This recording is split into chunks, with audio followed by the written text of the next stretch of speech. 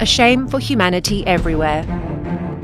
A dark era of recent abductions and enforced disappearances in Bangladesh started in 2009. Since then, children are in tears for their fathers. Wives have been crying for years for their husbands. Parents' eyes are still longing to see their sons once more. Bangladesh's law enforcers took these people away. Nobody knows where they are.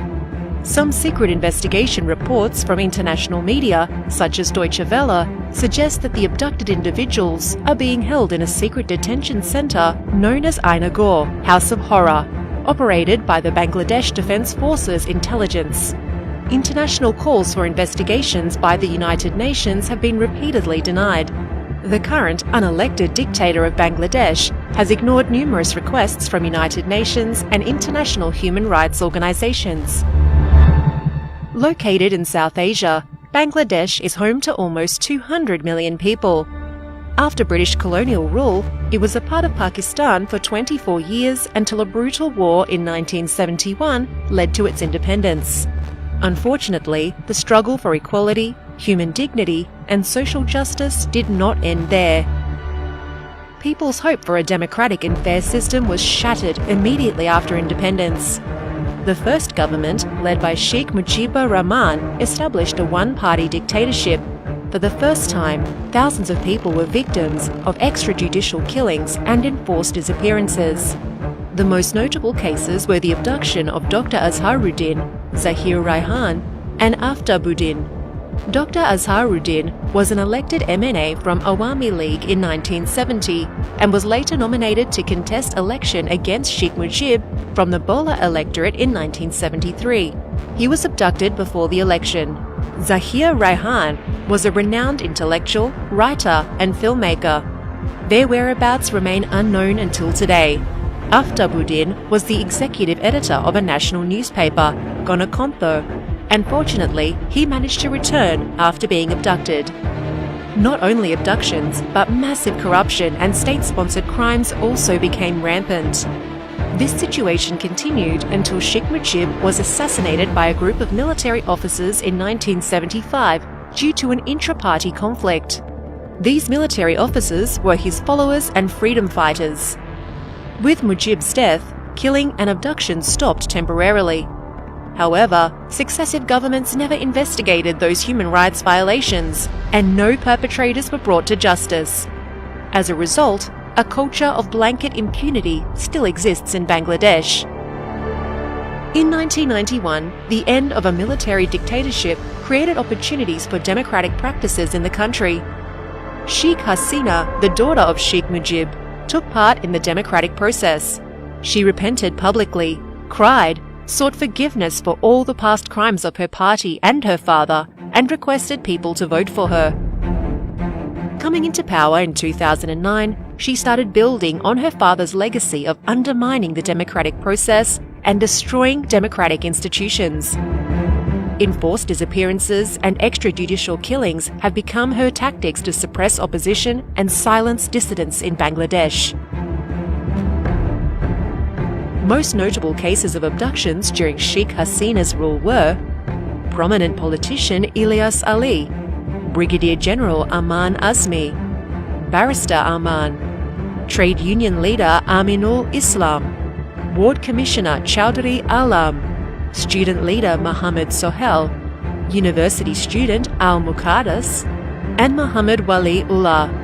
Bangladesh is now known as the world capital of enforced disappearance. The Rapid Action Battalion, police, and detective branch didn't only abduct opposition political leaders, they also went after ordinary citizens and even young students. As time passed, more and more people were kidnapped and lost forever.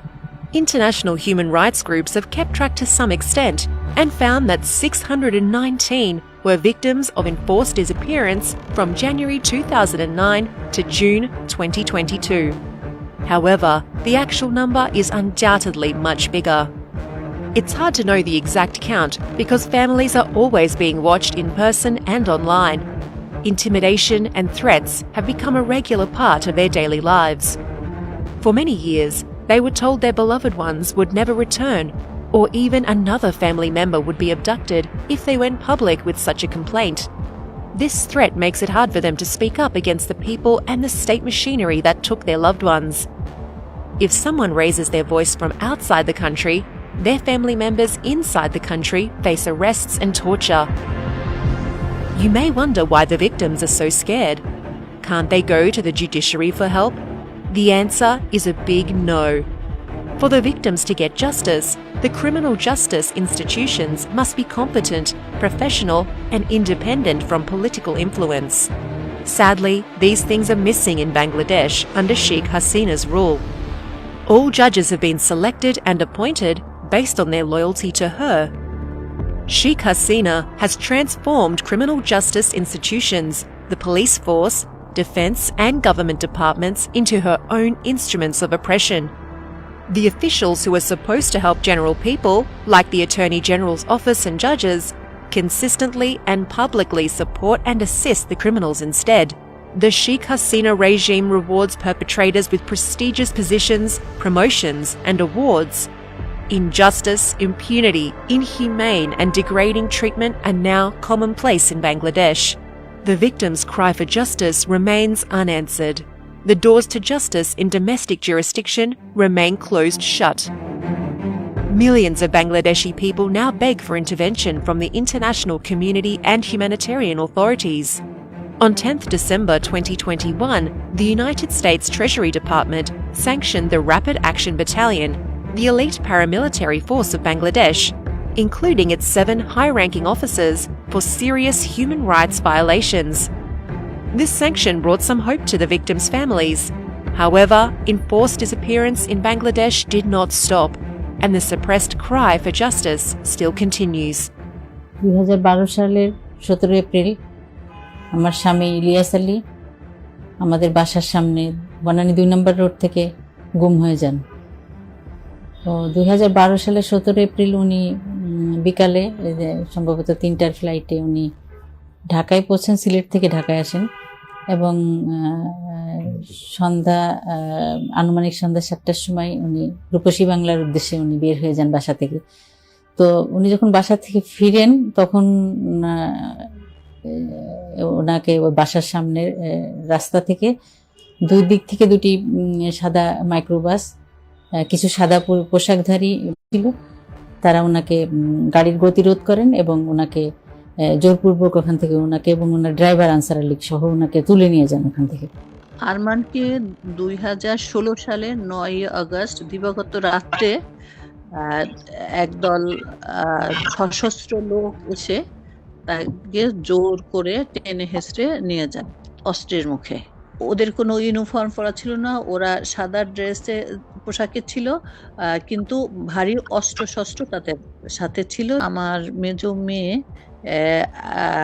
ICRC-তে নামক একটা human rights group একটা প্রতিষ্ঠানের সাথে সে যোগাযোগ করে এবং সেখানে সে apply করে।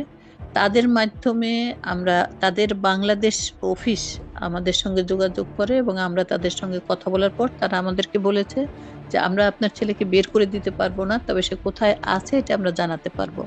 পরবর্তীতে তারা আমাদেরকে জানায় যে তারা সরকারের বাংলাদেশ গভর্নমেন্টের কাস্টডিতেই তারা আছে, এটা তারা নিশ্চিত করে।